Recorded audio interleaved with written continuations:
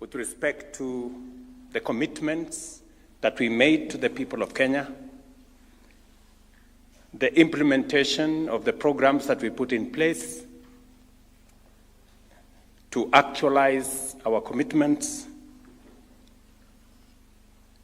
what the situation was, where we are today, and what we need to do in the remaining part of our term. So let me begin by saying that we've had a good engagement looking at the overwhelming mandate that was given to us by the people of Kenya. We did discuss this morning whether we overpromised, and it was very clear to us that we did not, that Kenya needed transformation. It needed something out of the ordinary. And that is what we have on offer from this administration. And let me just give you maybe 7 areas that are of concern and that are of priority and that have occupied the most part of this administration's push for transformation in Kenya. We are very well aware that transformation is not easy. It never was, and we never expected it to be easy. But transforming Kenya, we must. I will speak to 7 subjects that has been the subject of conversation in this gathering and the priority areas of this administration. Number 1 is the economy. We have assessed where we were in 2022. And we had a situation emerging from the shutdown of the economy as a result of COVID-19, a devastating drought followed by floods that had made the cost of living rise very high. Prices of unga were 240. We had 7 million Kenyans in the CRB. Our inflation was at 9.6%. Our exchange rate skyrocketed to about 165 shillings to the dollar. Our foreign exchange earnings went to a low of $6.5 billion, only 3 months of import cover. We had difficulties with supply of our fuel requirements, and our CBR was all the way to almost 14%, and treasury bills were trading at around 16%, and things were difficult. And we had to respond. We did commit that we would get the 7 million Kenyans that were in CRBs out, and we did. We did also commit that we would deal with the challenge of food supply, and we did. The situation today, I have told you what the situation was. The situation today, because of the interventions that we have carried out, is that inflation is down from 9.6 to 3.8. Our currency exchange is down from the high of 165 to 129 shillings to the dollar for the last 14 months. Our foreign exchange reserves which were at 6.5, the low of $6.5 billion, an import cover of just 3 months, is now up to $10.9 billion, an import cover of close to 5 months. Treasury bills today trade from a high of 16.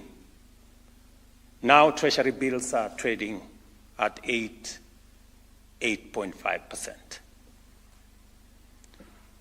And also our CBR, as I told you, by the central bank, has come down from a high of almost 14%. Just a few, I think last week or the week before, central bank announced a new central bank rate of 9.75%, down from what it was before. As a result, our economy has improved from being the 8th largest economy in Africa to being the 6th largest economy in Africa.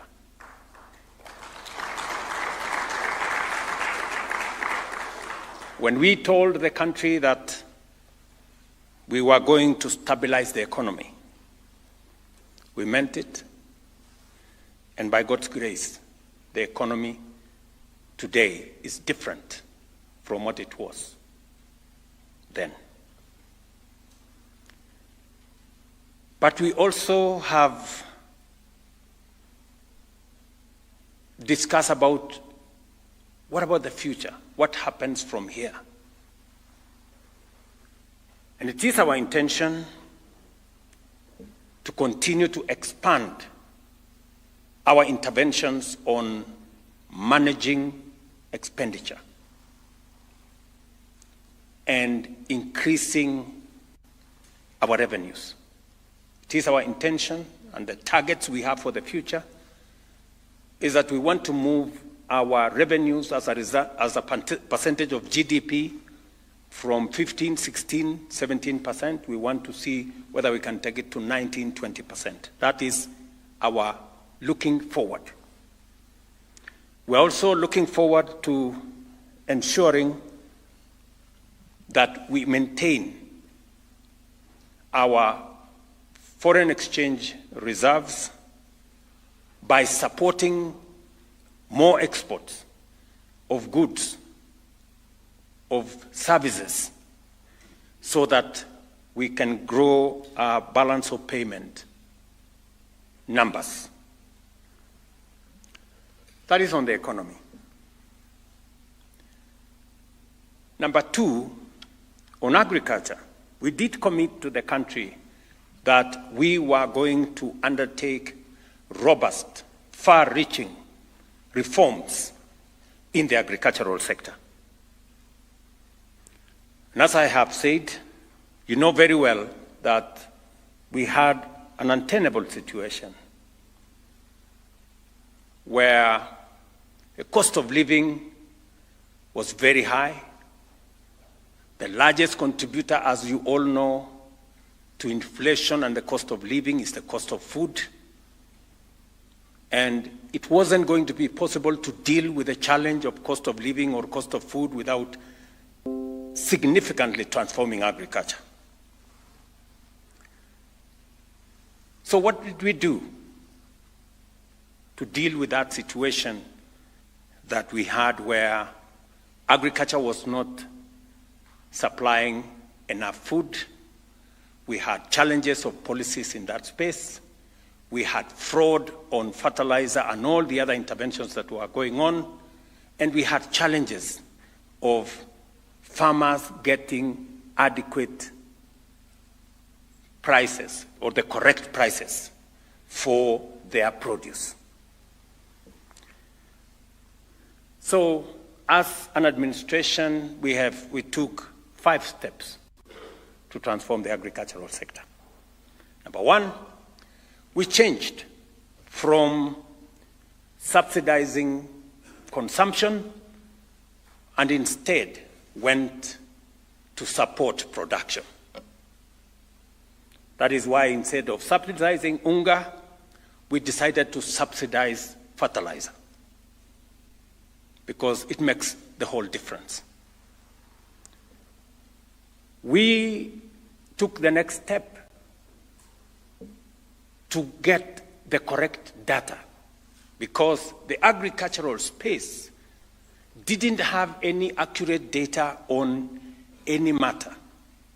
So we undertook a robust process of collecting data on the agricultural sector, and thankfully we now have a database of 6.6 million farmers, complete with the crops they plant, the acreage of their land, and all other details that are required, including their details. The third issue is, apart from collecting data, we digitized the whole agricultural value chain to assist us eliminate fraud and corruption and theft that was prevalent, so that it undermined corruption, theft, and fraud, undermined delivery of government programs, even the subsidy program, even the fertilizer program. And as a result of the interventions that we have carried out in the agricultural sector, as per the commitment we made to the people of Kenya, we have, before I go there, I said the interventions we have carried out. The other intervention we carried out is to reform the coffee sector. The coffee sector had been taken advantage and actually taken hostage by cartels and interests. And it wasn't possible to sell your coffee where you wanted, because there was an incestuous relationship between brokers, millers, the people buying at the coffee exchange, that undermined the capacity of farmers to decide on their farming practice, because certain groups of individuals had monopolized that sector. One person had a license as a farmer. They were also millers, they were also brokers, and they were also the people who bought coffee at the coffee exchange. We have since dismantled those cartels, and we have changed the delivery model in the coffee value chain. We have also undertaken far-reaching reforms in the agricultural sector, in the sugar sector. As we all know, Kenya always, since I was Minister for Agriculture, we always went to seek for some commercial safeguards, because we were perennial importers for 30 years of sugar. And it was necessary to reform the sugar sector. This is a commitment we made. It is in our manifesto. And we had to take the business interests who had taken hostage the sugar sector head on. At some point, I had to tell them mambo ni matatu. It was not a threat. It was just an exercise in the course of reforming the sugar sector. We have since reformed the sugar sector. We have brought in the private sector to work with us, and we have stopped the tradition that existed for 20 years, where government always came in to pay farmers for sugarcane that was never supplied to government, or to pay workers that did not work for government. So, what is then the new situation? The new situation is that the interventions that we have made, from subsidizing fertilizer, digitizing farmers, reforming the sector, making sure that we have accurate data, getting rid of the cartels in the sugar, in the coffee, and in the other sectors. Today, we have a new situation. Our productivity has gone up. Productivity on maize, for example, has gone up from an average of 40, 43, 44 million bags a year to last year, 64 million bags. This year, we are expecting between 70 and 75 million bags. Coffee, the prices have moved up from an average of 65 to an average of 120.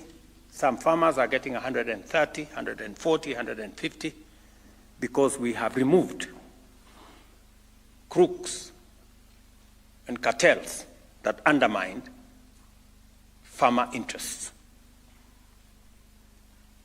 The sugar sector is stepping up. Farmers will tell you now in the sugar sector, for the factories that we have already completed, farmers will now never be paid by government. They will be paid by the factories that they supply their sugarcane to. We have agreed with all the private sector players that farmers will be paid not in 6 months or 1 year, as has been the case before, but they will be paid every 7 days. Workers will be paid on time, and every year, sugarcane farmers will receive a bonus. We have already actualized that in one of the first factories, Mumias, that we started with. All the other formerly government-owned sugar mills will follow suit. By December this year, we intend to pay bonus to sugarcane farmers across the sugar mills that were formerly owned by government, because we have reformed that sector. But we still have some work to do. For the future, we are looking at how we can improve on the quality of data that we have. We are now bringing data on livestock so that we can facilitate the vaccination that is underway. We are enriching data on all the other crops. We have now started the journey towards doing more in the rice sector. We are going to do more in the cotton sector. We have just finalized the reform of the cotton sector, including finding a private sector player to run Rivertex and to provide offtake for cotton farmers, and to also supply high-quality seed to our cotton farmers. Let me mention about milk, as I talk about our livestock farmers, including dairy and beef. If you look at the Kenya National Bureau of Statistics numbers, earnings from our dairy sector, especially milk, has gone up from 35 billion shillings in 2022 to 59 billion shillings last year. Because the prices of milk has moved from an average of 30, 35 shillings to now an average of 45, 50 shillings a litre. The reform in that sector is putting more money, the agricultural sector that is putting more money in the pockets of farmers, whether it is in coffee, whether it is in tea, whether it is in sugarcane, whether it's in dairy. And we are looking at the future on how we can better pay our dairy farmers.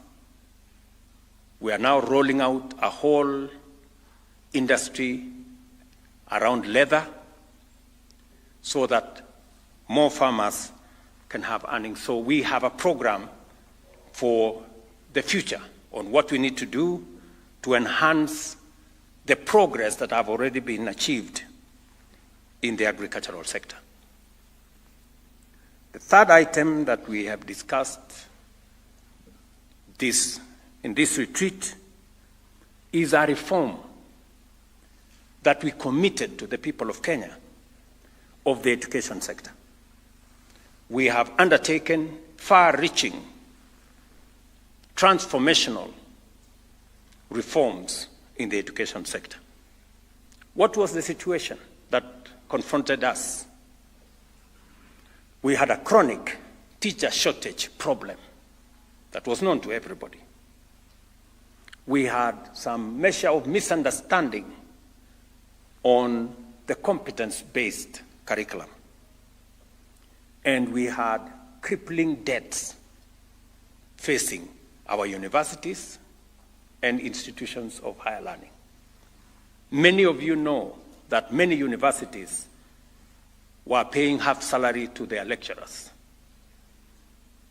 Migosi here will tell you that many universities had debts in the region of 100, all our universities had debts in the region of 120 billion shillings. Many of them could hardly pay as you earn. They could not pay NSSF dues. They could not pay all the dues that were government. They could not pay their suppliers. And in fact, 23 universities were technically bankrupt. That was the situation we had. And it was beginning to affect the quality of our education, because without teachers, with confusion, with debt, and not enough resources provided to teach our children, naturally, education was beginning to suffer. And so we took up that challenge as was presented to us by the people of Kenya, and we made commitments.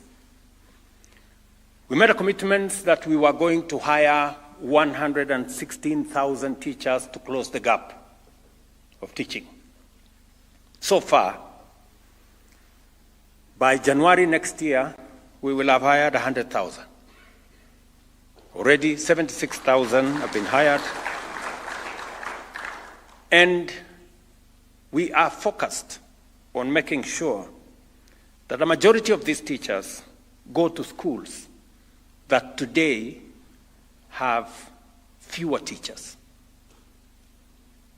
You may want to know this, that we have an education system that is very unequal. We have schools that have 2, 3 teachers. We have schools that don't have a laboratory. We have schools that there are no adequate classrooms. And so it was necessary for us to intervene. So we've hired more teachers. We've built 23,000 new classrooms, 16,000 by the national government, 7,000 with our partners under CDF.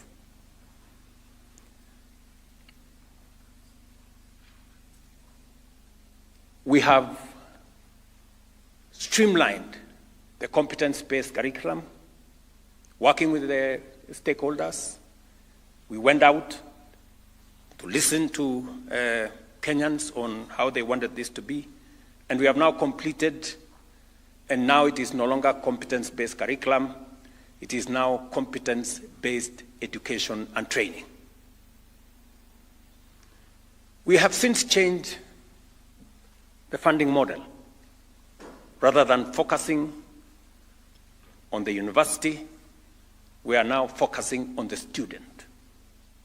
So now we have a student-centered funding model that makes sure that every child in Kenya is treated fairly. And those who come from backgrounds that cannot support their education, they get affirmative action. And that is why we have students from poor families today under the new funding model who will get up to 90% government scholarship so that no child in Kenya is left behind.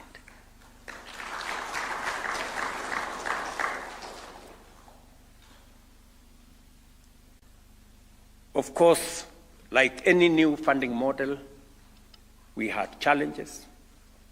Some of the students were placed in the wrong bands and many other issues, but we have reformed that sector. And the new funding model is now going into its third year. So we have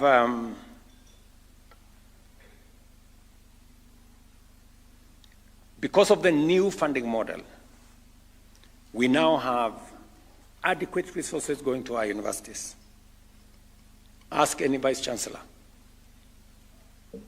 The old funding model almost destroyed our universities. Today, our universities are on sound footing. I had an occasion to go to Cooperative University, and I asked the Vice Chancellor directly, and he gave me a report that he could now pay his staff, lecturers and staff on time, in full. He could now pay his suppliers. He could pay government taxes. And he just asked me to continuously look at making sure that the means testing instrument was accurate so that we place students in the right bands. What do we intend to do going into the future on education? Number one, we still have schools that have no laboratories. And some of our students engage with the Bunsen burner for the first time during exams. So we're going to build 1,600 new laboratories, especially in rural schools and schools that do not have a laboratory today. Waziri, when is that exercise beginning? July. That is in the next few weeks. Number two, as I said, we're going to hire another 24,000 teachers. The money is in the budget this year. By January, they will be in class. And next year, we will hire the balance of the teachers so that we get to the 116,000 that we committed ourselves to the people of Kenya. And then we will also not just close the gaps on infrastructure or teacher numbers. We will also streamline and enrich the means testing instrument so that we make sure that every child is placed in the right band so that we don't disadvantage any child in Kenya. And then we will engage with the stakeholders going into the future to test the efficacy of the programs that we have worked on.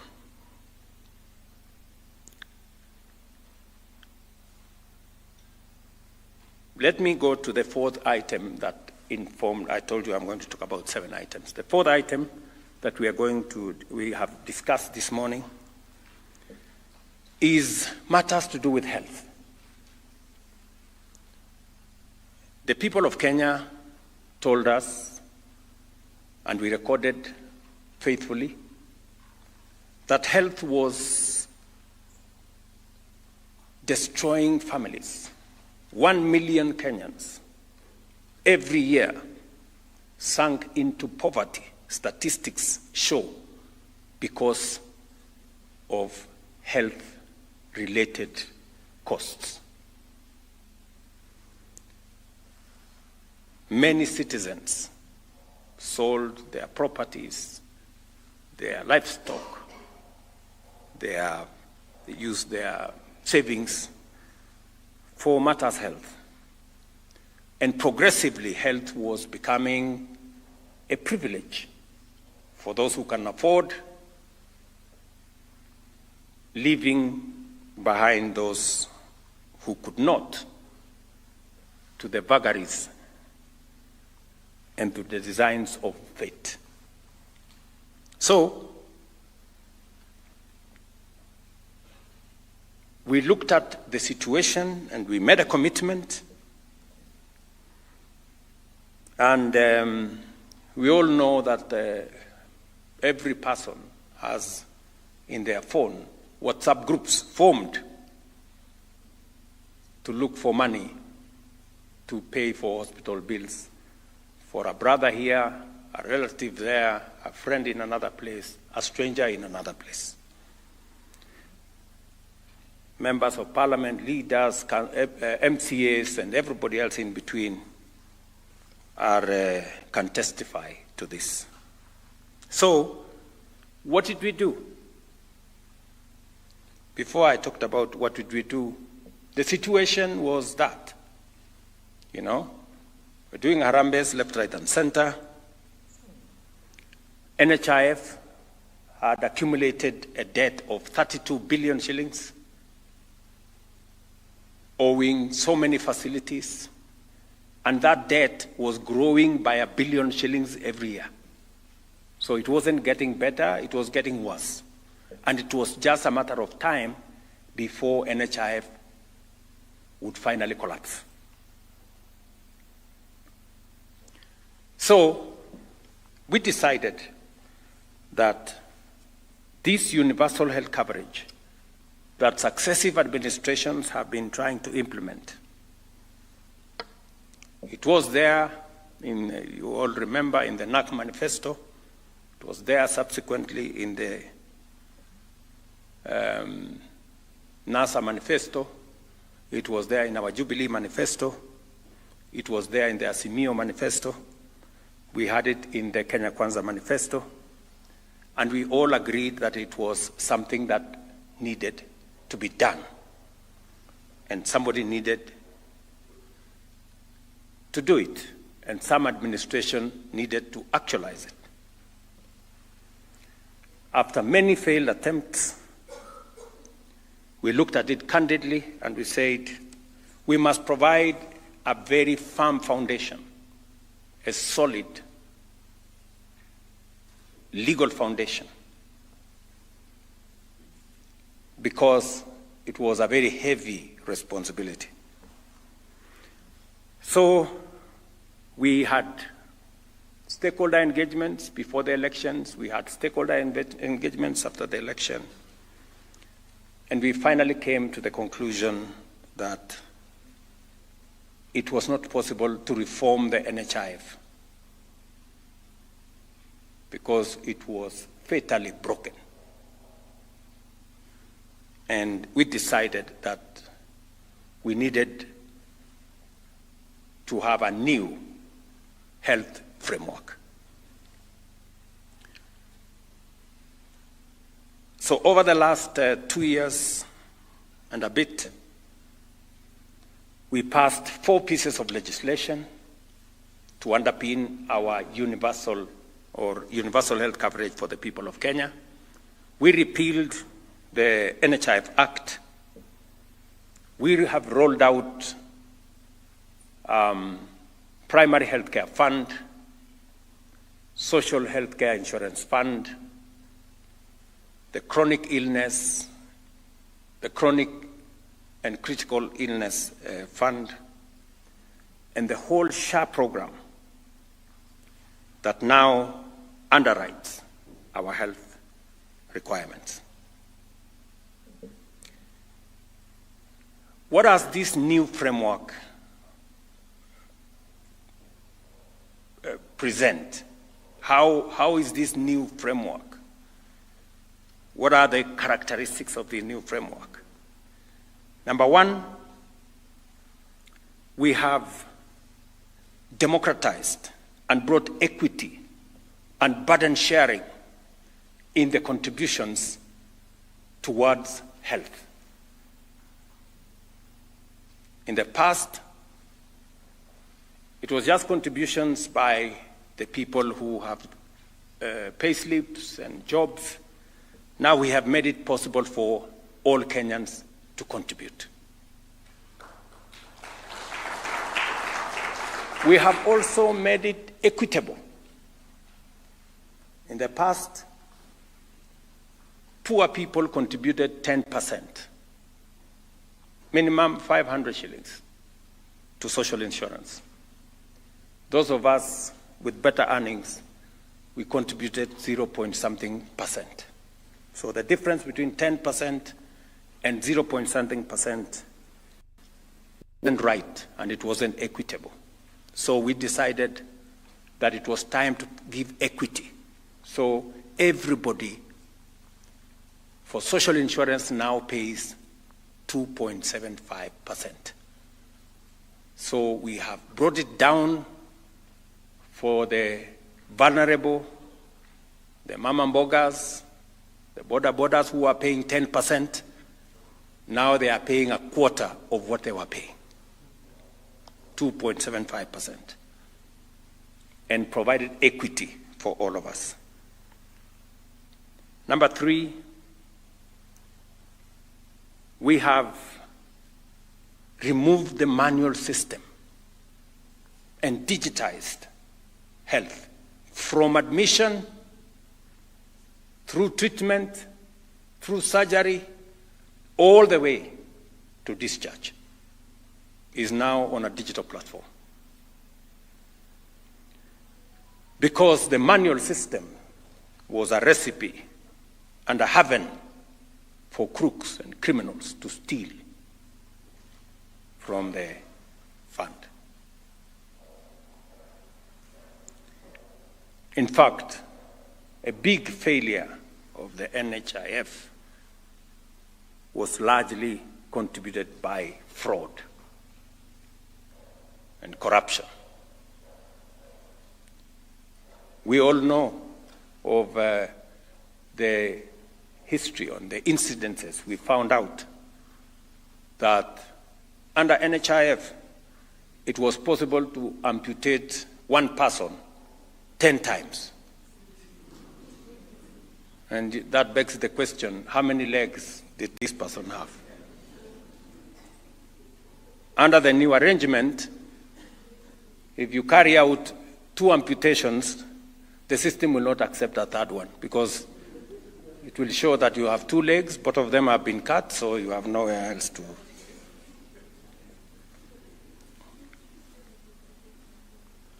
It was also true, as we all know, that there were small hospitals, like the one we had somewhere in Kino, that were carrying out more surgeries than what was happening in Kenyatta.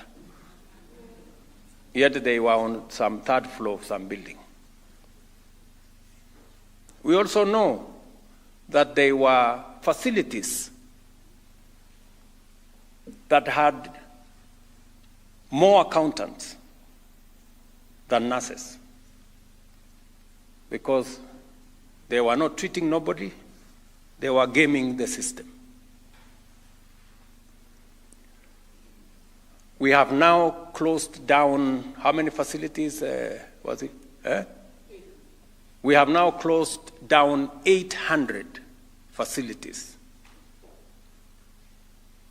that were gaming the system.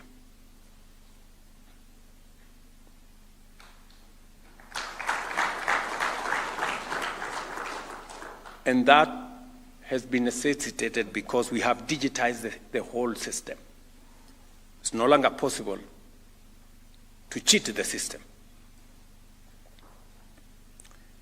And therefore, apart from enabling everybody to participate, giving an opportunity for the people who are self-employed to have a health insurance, the people who are not employed to have a health insurance, digitizing the whole system, making sure that we have equitable contribution, we have also made it possible that when you register today in SHA, you are eligible to be treated today.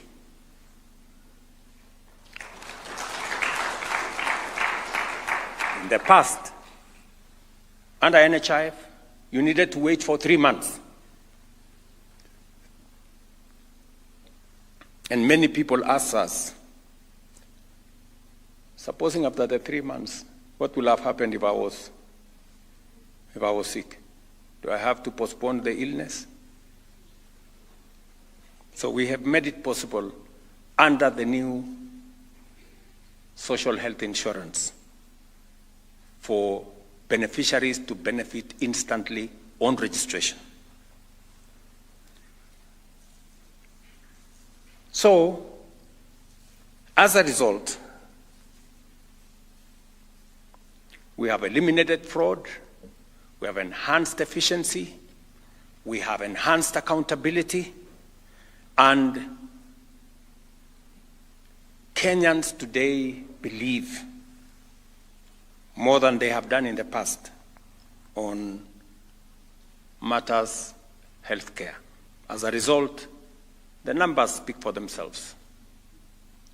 Where we had 7 million registered members under NHIF, today we have 23 million Kenyans registered under SHA. And for your information, 50,000 Kenyans register on average every day. We've had a high of 90, what was the highest number we registered in a day? 93,000 Kenyans is the highest that registered in one day. But on average, 50,000. Over the weekends, they come down to 30,000, but on average, 50,000. And the numbers are counting because Kenyans now know that when you register, number one, you have access for free to level 1, level 2, level 3, and part of level 4. And then you have access when you make your contribution to level 5, level 6. Number 2, SHA has now paid 3.6 million for 3.6 million Kenyans under the Primary Health Fund and for 2.1 million Kenyans under SHIF, a total of 5.7 million Kenyans have benefited from our new healthcare program.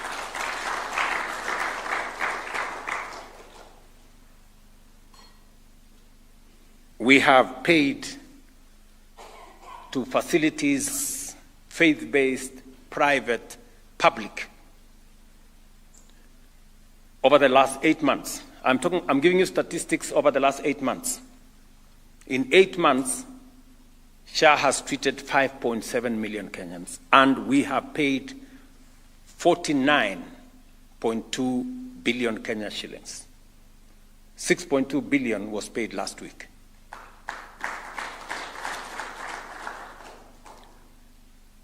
The transformation going on in our health care landscape is phenomenal.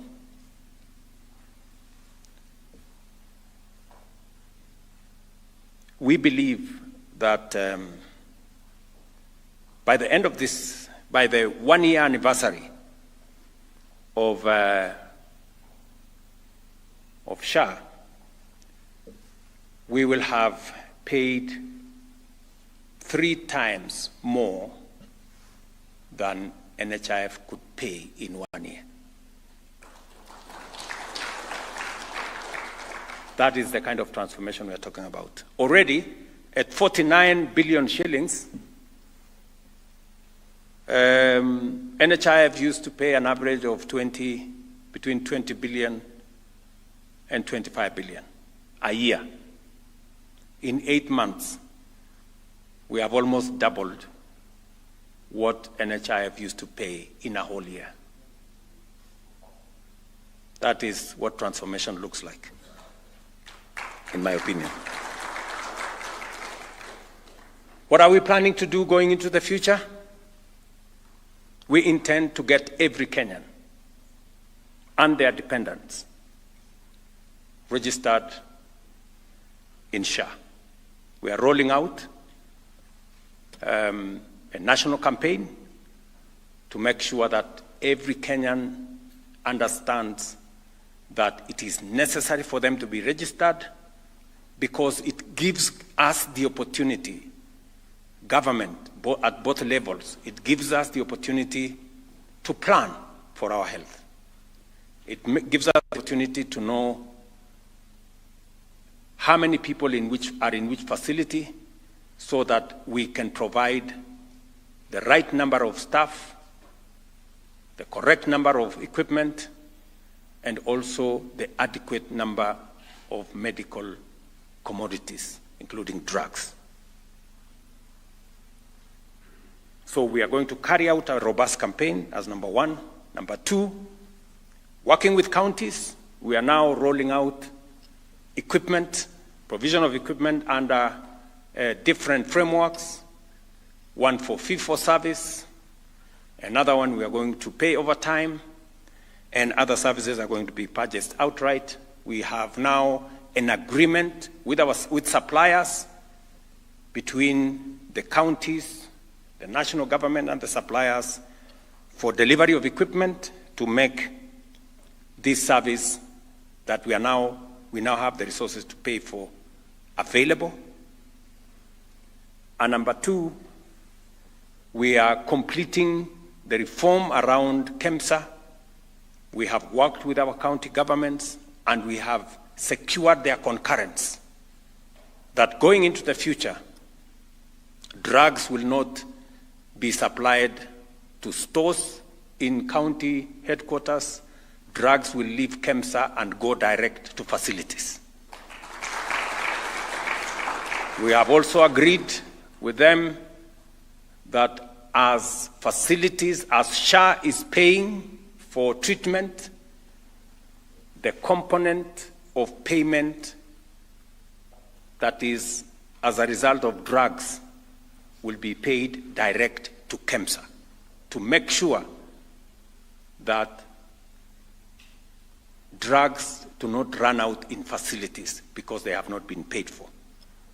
And I must commend county governments for their immense contribution to this program, because this is a program we share with them.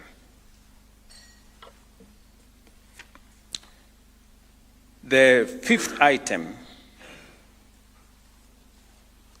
that we discussed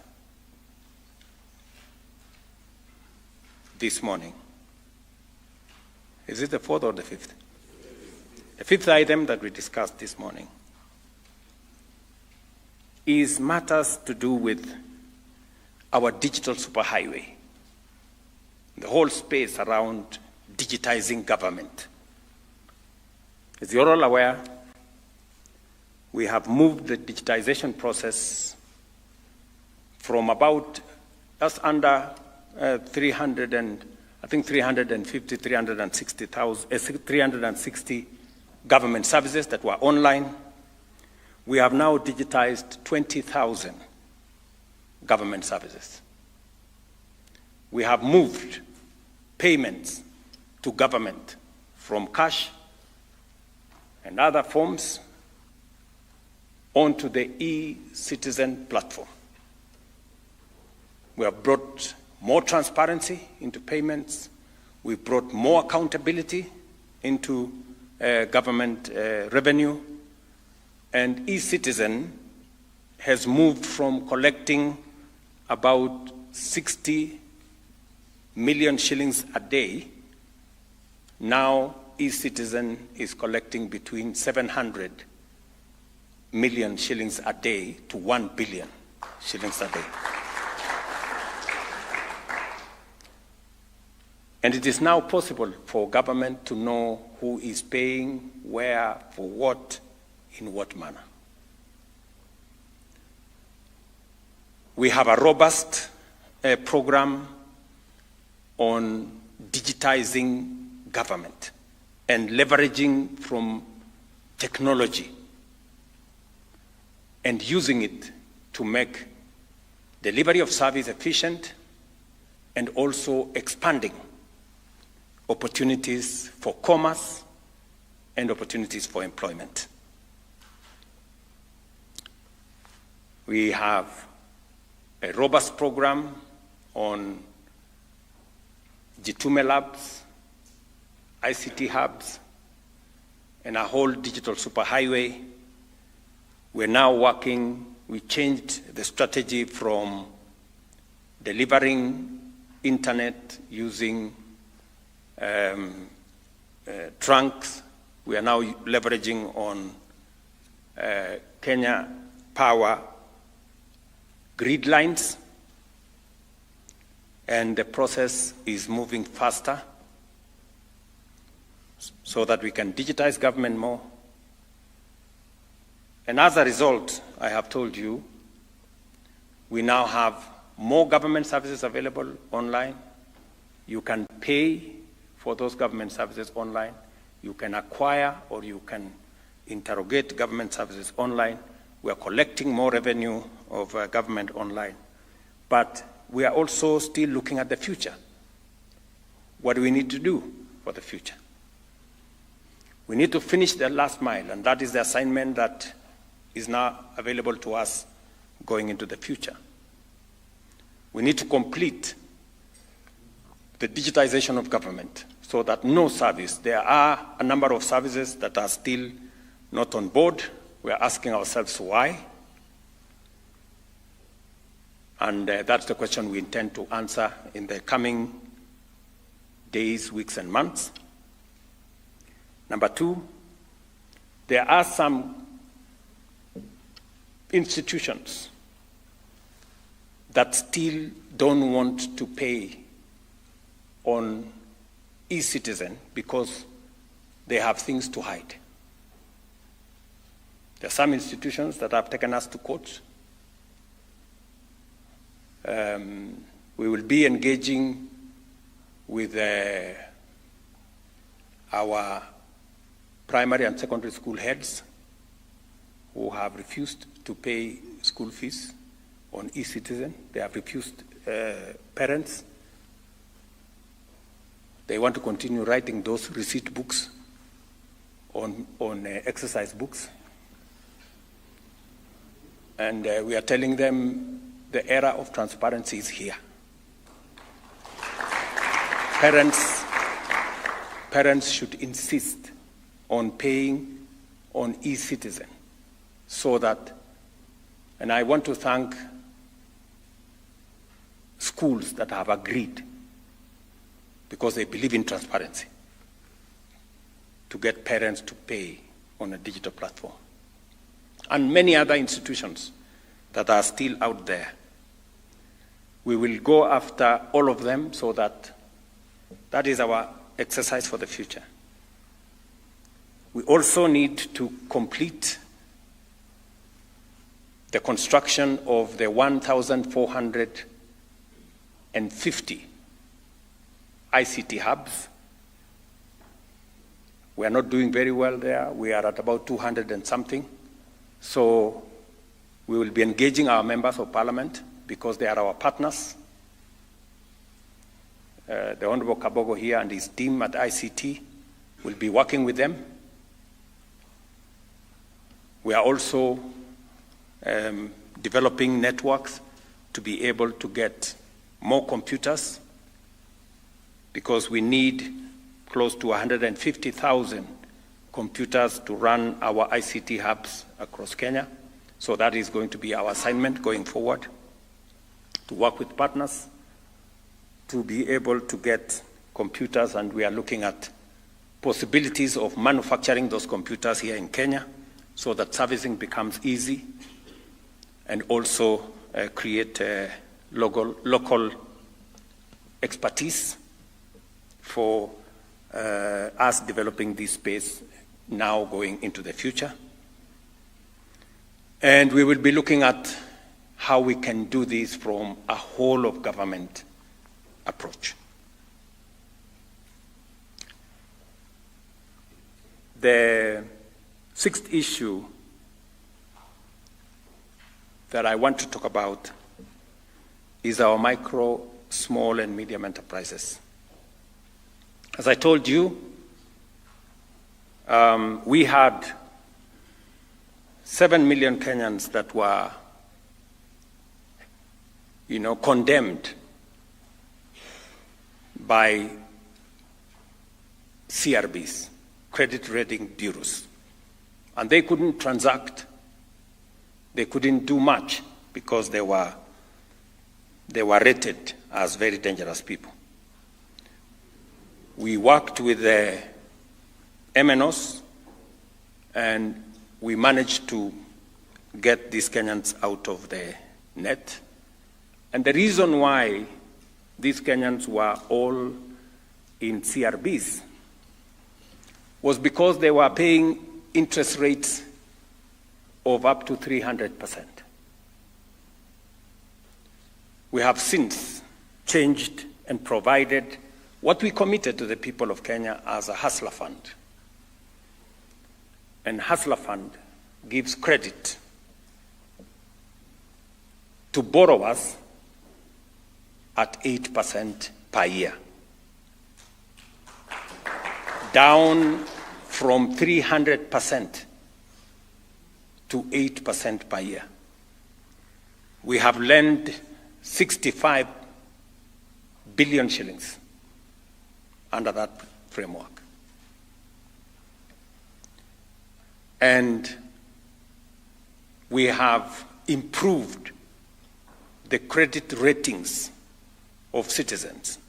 A presentation was presented to us here today that Hustler Fund has become the nursery school for creditworthiness. That is when people discover that being creditworthy is necessary. And as a result, we are now transitioning 1.6 million of these borrowers. Now they can be lent to by banks because they have established a credit history that is credible.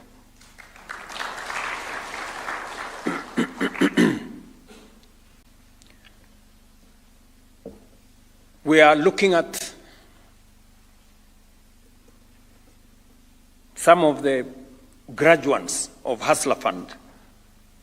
Today, we have a new product called the Bridge Loan, where those who have established a good credit rating can now borrow up to 150,000 shillings without any security of whatever nature, just on account of their creditworthiness or credit history. And again, on the Hustler Fund platform, we are now rolling out the Nyota program with the World Bank, where the intention, and my good friend Oparanya there, with his PS, Madam Mangeni, and my good friend Jacobs, there, the PS for Youth, are working around the clock with our partners in the World Bank, because we have agreed that many of these small business people that have managed to graduate into business enterprises, we are picking 100,000 of them and giving them, together with the World Bank, a grant of 50,000 shillings each one of them. And we will be spending 5 billion shillings to support young people, women. And we have made sure that it covers every part of the country. 70 small business people will be identified in every ward in Kenya to be beneficiaries of this program as we upscale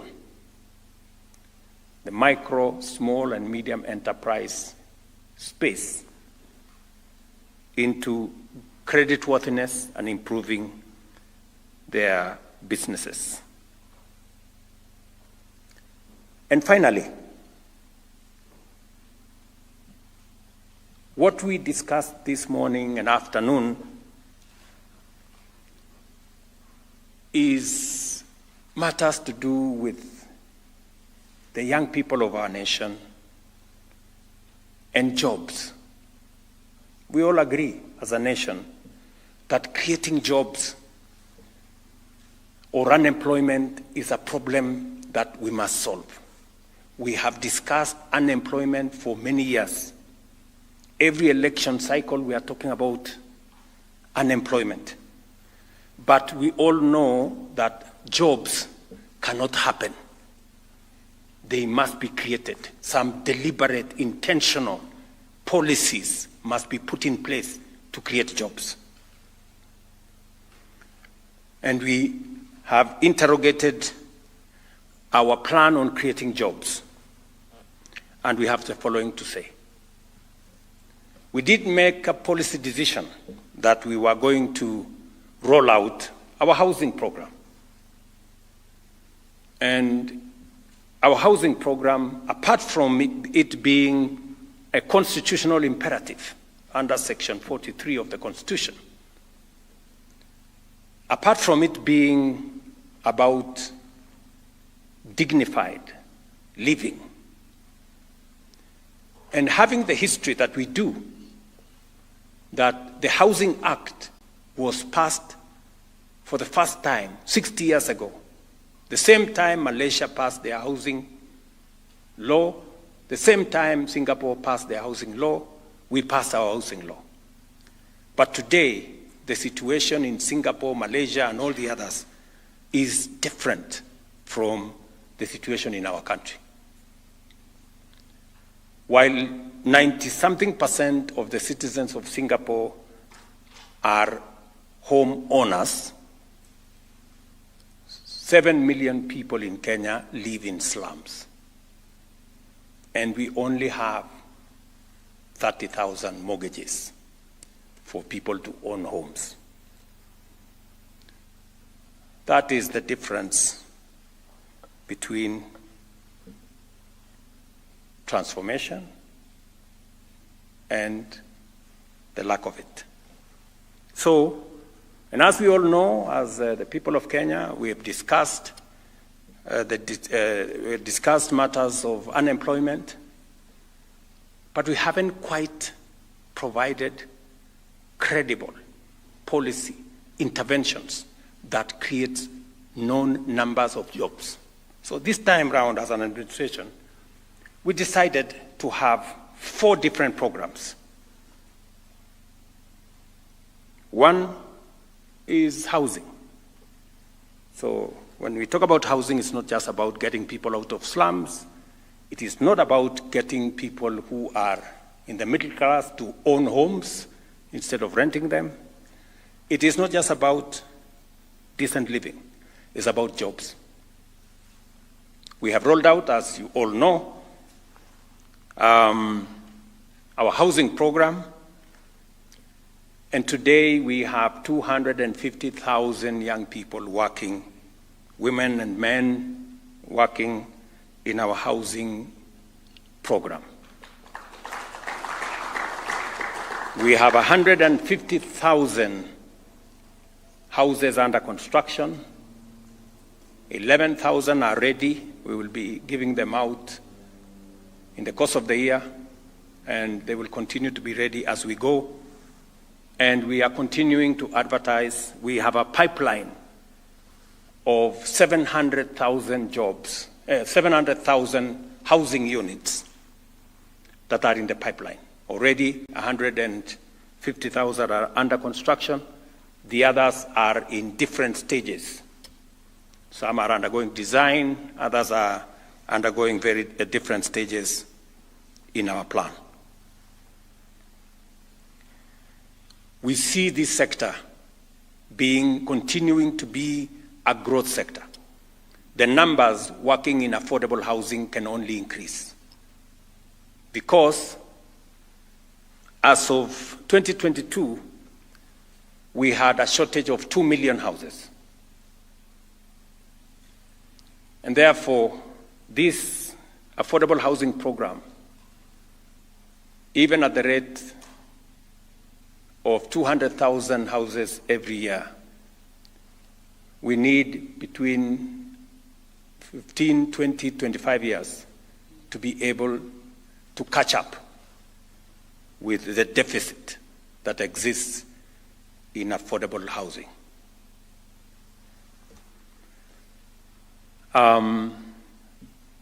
So we will continue to see new jobs in the affordable housing space of different categories. Architects are doing their part, engineers are doing their part, masons, carpenters, plumbers, and many others, and everybody in between are making their contribution. It is our intention that we will get more Kenyans to own homes and to own a piece of what is Kenya, and that we will remove more people from our slums and create decent livelihoods.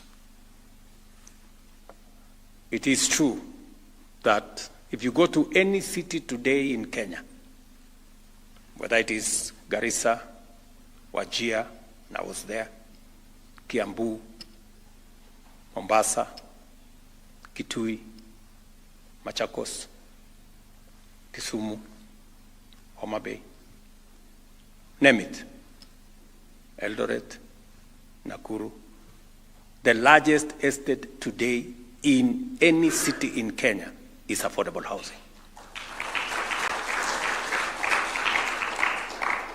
We have 250,000 people working. We are building accompanying infrastructure in hostels, markets, institutional housing. Affordable housing is changing the landscape of Kenya in a very dramatic and significant way. And this is just 2 years. 2 years. Tell me what's going to happen in 5, 10, 15, 20 years. You will not recognize this country. That is the reality of transformation. We know that it was difficult to do this initially, but I think the people of Kenya are beginning to appreciate that this was not about talk. This was not just about promise.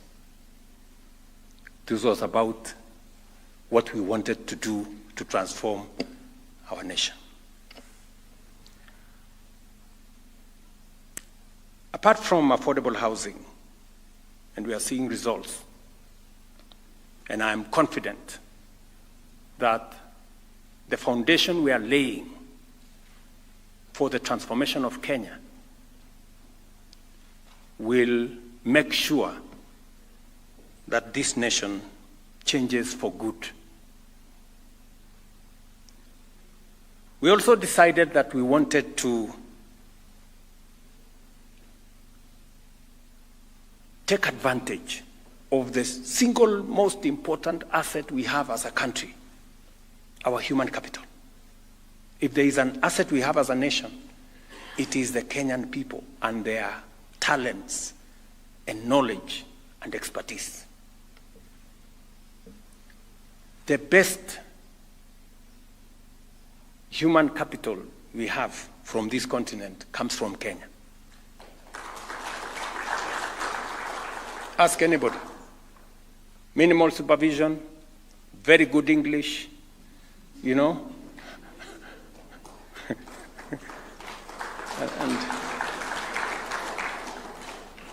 And that is the comment that comes from everywhere, from every employer, anywhere in the world.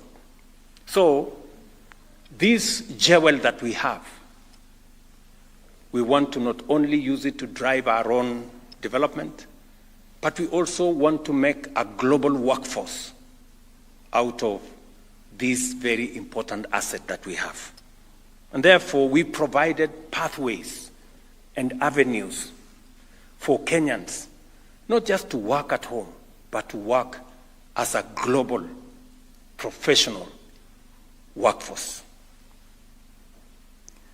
And we made a deliberate intervention. So what did we do? What was the situation? The situation then was we had agents, about 1,600 agents, who had corrupted the whole place, stealing from this one, taking people to weird places, you know, doing all manner of wrong things. We didn't have a coordinated government approach. We hadn't signed bilateral labor agreements with where these Kenyans were going. So we had confusion in that space. So what did we do? First,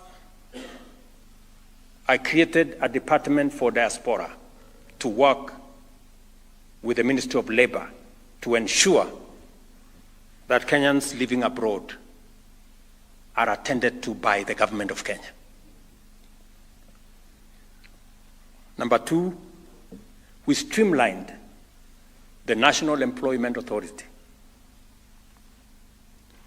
And we deregistered close to 1,000 agents whose conduct suffered integrity challenges. We removed them from participating in that space. We also digitized the space on labor mobility and demanded that all the jobs that are available to Kenyans be put on a portal where government can see and those seeking opportunities can see.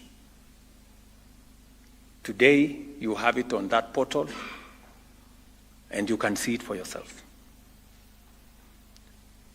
We also decided that we are going to support the Kenyans who want to go abroad. If they don't have money for a passport or a ticket, we're going to support them.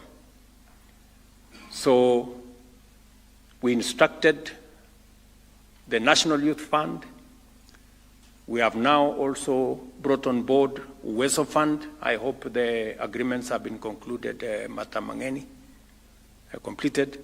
Uwezo Fund, so that Kenyans who have been given an opportunity to work outside Kenya can, with ease, find their way out.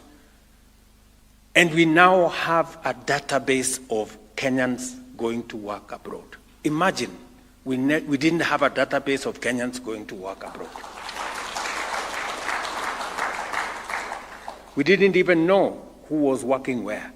And that is why we just got reports of so-and-so is in distress, some other person there is in distress, and we didn't have them in our database.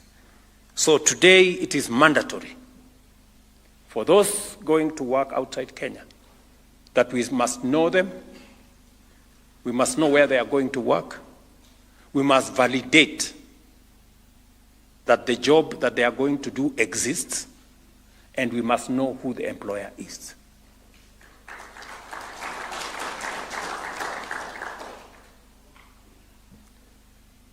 So, as a result,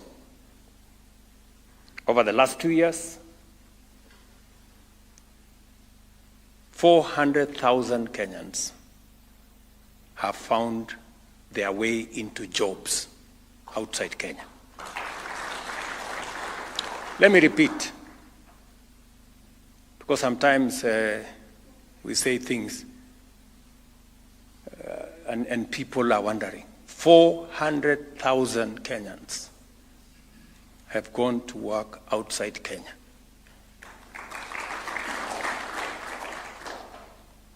And they are contributing to our development. They are sending money to Kenya. In fact, in the supplementary budget, we have added 100 million shillings. I hope, Kipto, we did that. Mbadi, did you sign it off? Yes.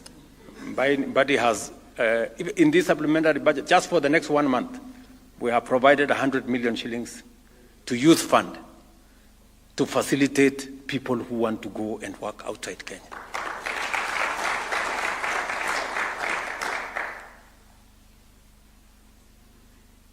The third item that, as an administration, we have rolled out as a policy, this is deliberate. You know, housing is deliberate. Labor mobility is deliberate. Is digital jobs. We have rolled out a comprehensive program with our Jitume labs. Every TVET and some other institutions today have a Jitume lab where students in our TVETs take 2-3 hours, they work online, they earn money. I told you about the ICT hubs that we are working on. We have 280 already built. We have another 1,200 to go. That's the space we need to up our game. But already 180,000 Kenyans are working on the digital space. And the numbers speak to it. You know, remittances that come from Kenyans working abroad and Kenyans working on the digital platform has gone up by $1 billion in the last 2 years. Together, I will tell you, our remittance was 4 billion. By February this year, it was $4.95 billion.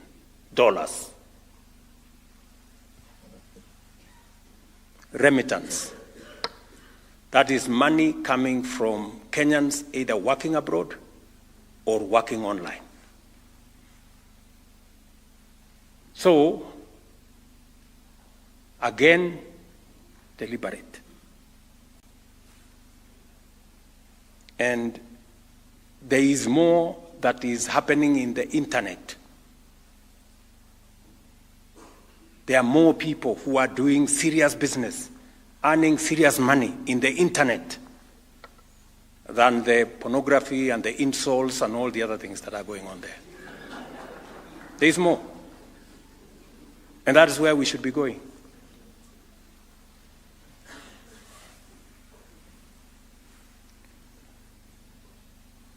And we are looking at other interventions. We have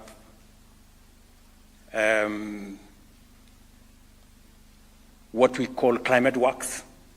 Again, because of the climate challenges and what we need to do about our environment, we are again rolling out another 110,000 opportunities for Kenyans to work in the climate workspace, to work with us. Already 20,000 in Nairobi City are onto that course. And we've just advertised opportunities for 110,000, and they will begin working from when, Alice and Hinga, when are they? 1st of July. So from 1st of July, we will have another 110,000 young people coming to work in the climate works space. And we're looking at what we can also do in the space around value addition and agro-processing. And so going into the future, we will want to improve. What are we going to do going into the future around the job creation program? We will step up our housing program.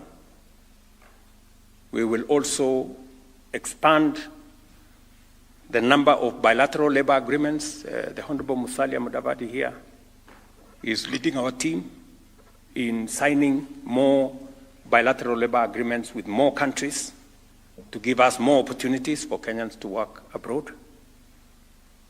We are scaling up some of the bilateral labor agreements that were signed before, so that we now have skilled workers, professional workers. That is our next trajectory, so that we can renegotiate some of the bilateral labor agreements and ensure that professional cadres can be accommodated.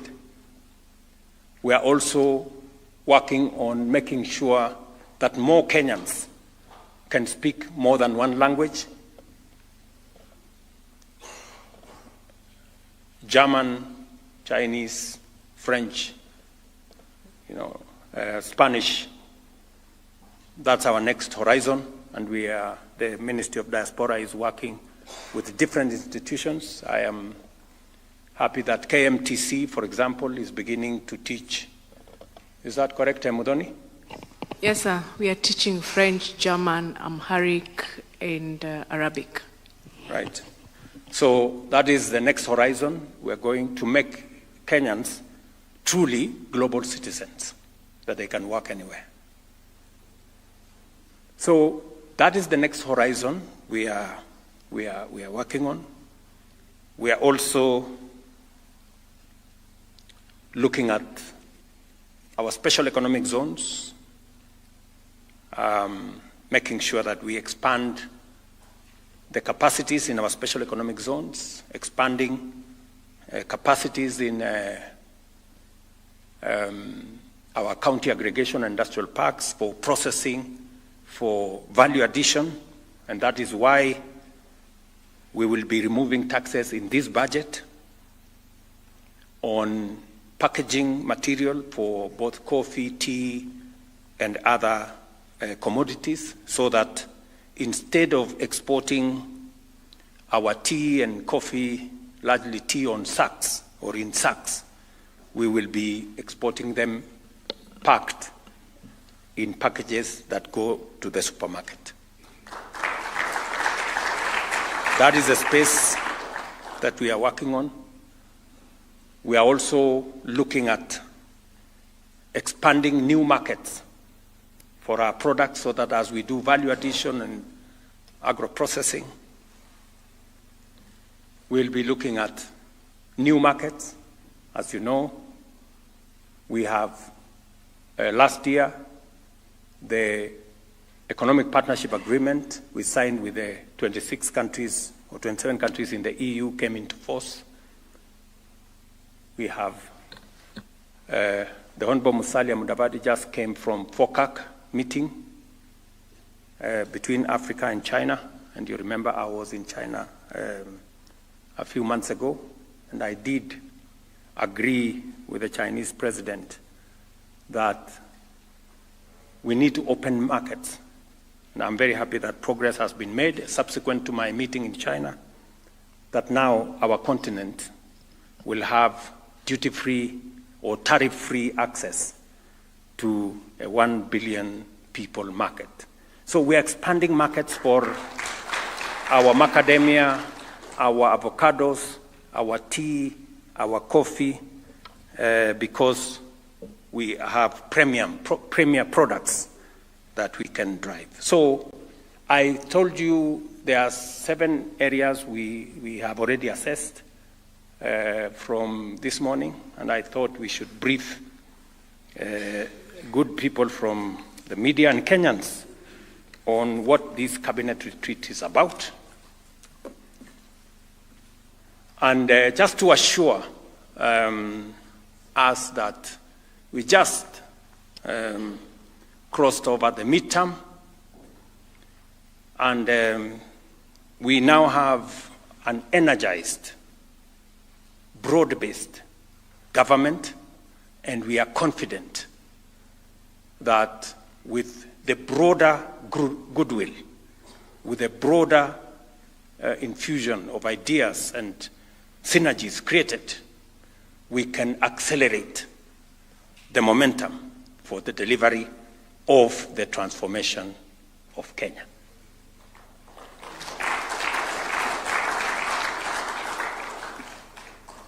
Let me repeat this for the avoidance of doubt. The focus of this administration and this team is not the next election. The focus is the transformation of Kenya.